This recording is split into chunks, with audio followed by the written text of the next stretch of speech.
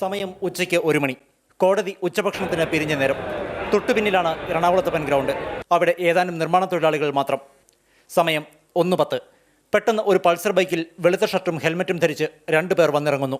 അതിവേഗം ഇവിടെ ബൈക്ക് ഒതുക്കി ഈ കാണുന്ന മതിൽ ചാടിക്കടന്ന് കേവലം 20 അടി മാത്രം ദൂരെയുള്ള കോടതി കോംപ്ലക്സിലേക്ക് ഇരുവരും ഓടിക്കയറുകയായിരുന്നു. സമയം 1:13. നിമിഷങ്ങൾ കൊണ്ട് പടികൾ കയറി ആദ്യ മുറിയിലെ ACJM കോടതിയുടെ പ്രതിക്കൂട്ടിലേക്ക് അവർ കയറുന്നു.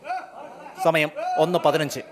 കോടതി മുറിയിലുണ്ടായിരുന്ന അഭിഭാഷകരിൽ ഒരാൾ സുനിയെ തിരിച്ചറിഞ്ഞു. അപകടം മണത്തിട്ടാവണം സുനിയും ഒന്ന് പുളഞ്ഞു. 1:17. പോലീസ് കോടതിയിൽ. പോലീസിനെ വെട്ടിച്ച ദിവസങ്ങളോളം കഴിഞ്ഞ പ്രതി ഉലഞ്ഞതുപോലെ.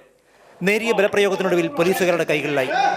10ലധികം ക്രിമിനൽ കേസുകളിലെ പ്രതി അപ്പോഴും കീഴടങ്ങിയ ഭാവത്തിലായിരുന്നില്ല. ഇടയ്ക്ക് പോലീസിന്റെ കൈകളിൽ നിന്ന് കുതറി മാറാൻ അയാൾ ശ്രമിച്ചുകൊണ്ടിരുന്നു. സമയം 1:20. പൾസറിനെയും വിജീഷിനെയുമായി പോലീസ് ആലുവയിലേക്ക് പായുന്നു. പൾസർ ബൈക്കുകൾ ആവേശമായ സുനിൽ കോടതിയിലെത്തിയത് തമിഴ്നാട് രജിസ്ട്രേഷൻ പൾസറിലാണ്. ബൈക്കിന്റെ കേബിളുകൾ മുറിച്ച നിലയിലും. അതിനാൽ ബൈക്ക് മോഷ്ടിച്ചതാണോ എന്ന് പോലീസ് സംശയിക്കുന്നു. പോലീസിന്റെ എല്ലാ നീക്കങ്ങളെയും കബളിപ്പിക്കുന്നതായി സുനിയുടെ ആസൂത്രണം. Pradeep Joseph, Mathrubhumi news, Kochi.